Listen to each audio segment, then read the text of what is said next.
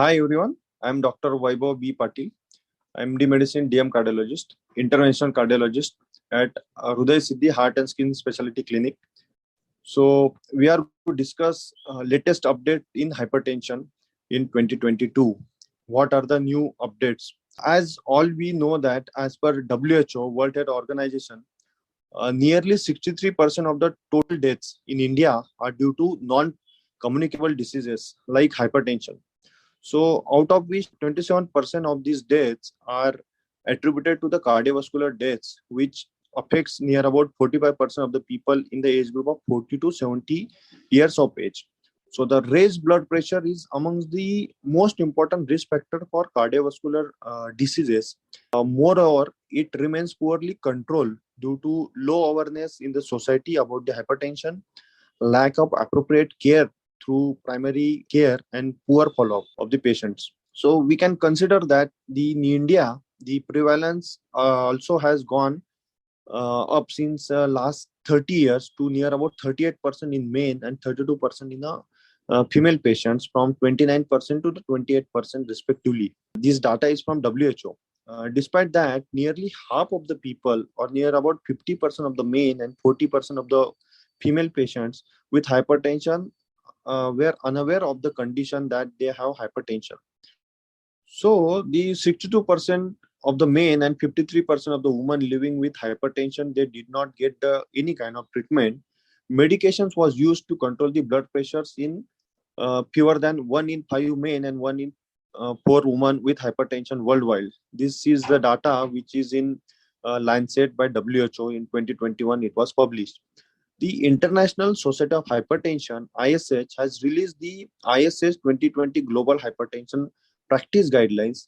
The inclusion of the optimal and essential treatment paradigms attempts to address the issue that in resource poor settings, optimal care refers to the evidence-based standard of care, and whereas essential standards refer to minimum standards of care to allow specification of essential standards of care for low resource settings.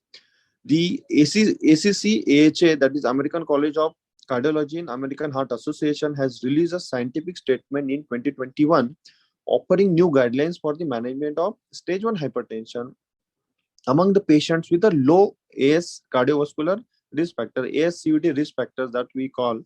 Among the low risk factors, that is no AS-CVD or 10 years cardiovascular disease risk less than 10%. With stage 1 hypertension, the blood pressure of 130 to 139 systolic and diastolic is 80 to 89 millimeter of Hg. Management starts with a non-pharmacological therapy. So, if the blood pressure remains uncontrolled at the 3 or 6 months, consider starting pharmacological therapy for these kinds of patients. This is already we know. It was published in a Hypertension Journal 2021. The acute respiratory distress syndrome, ARDS, is potentially fatal condition involving lung damage and exerts often associated it with severe COVID-19 infection. A recent study which appears in the Journal of American College of Cardiology reports that metoprolol can reduce the lung inflammation and improve the respiratory function in people with a COVID-19 induced ARDS.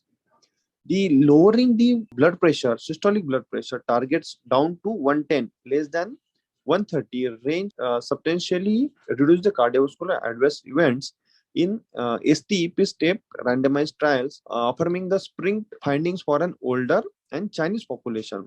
Among some 8,500 patients aged between 60 to 80, the intensive target trimmed 26% of the composite cardiovascular risk. Findings from now a second major trial supporting a lower target could unite the guidelines, which even amongst the US professional societies range from the threshold of 130 to 150 millimeter of Hg. With regard to the prognostic value of ambulatory blood pressure monitoring and nighttime blood pressure, 2018 European guidelines on the management of arterial hypertension recommends that the diagnosis of hypertension could not only be depend on an office blood pressure measurements, but also on the out of office measurements such as ambulatory blood pressure monitoring or home blood pressure monitoring. So 24-hour and blood pressure measurements were associated with greater risk of mortality and composite cardiovascular. So 24-hour and nighttime blood pressure measurements were associated with greater risk of mortality and composite of cardiovascular outcomes. Thus, they may be considered as the most relevant measurements for the estimating cardiovascular risk. For every 20 by 10 millimeter of Hg increment of blood pressure measured at the night, the risk mortality increased by 23% and the risk of cardiovascular events by 36%. Most patients with hypertension required lifelong medical therapy to achieve optimal blood pressure control. The 2018 European guidelines equally recommend 5 classes of antihypertensive drugs. Considering high non-adherence treatment, the importance of combination treatment is particularly highlighted to improve adherence to therapy and BP control. Therefore, 2018 European guidelines recommend, especially in context of the low blood pressure targets, to start antihypertensive therapy with an initial dual fixed dose combination of AC inhibitors or ARB plus calcium channel blocker or diuretics. The HYGRA study represents the largest study that tested nighttime antihypertensive treatment. In this trial, chronotherapy was associated with a significant reduction in endpoints, including deaths. HYGIA chronotherapy trial tested whether nighttime therapy in comparison to usual upon awakening the hypertension therapy exerts a favorable cardiovascular risk reduction. Largest study in total included in a total of 19,000 hypertensive patients. During an average follow-up of 6.3 years, 1,752 participants experienced the primary cardiovascular outcomes. An ambulatory blood pressure measurement was performed for 48 hours to collect the data on how blood pressure differed during the sleep.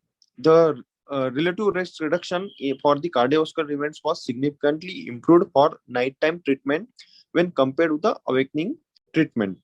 Thank you from my side.